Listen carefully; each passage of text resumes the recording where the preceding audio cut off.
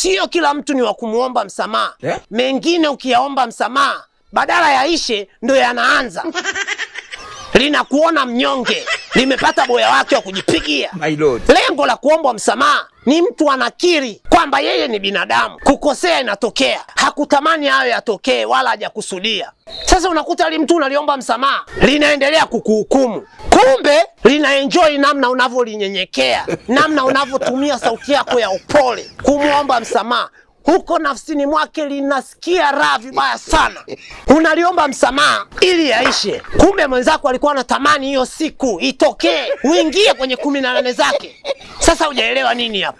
Kanuni huijui wewe.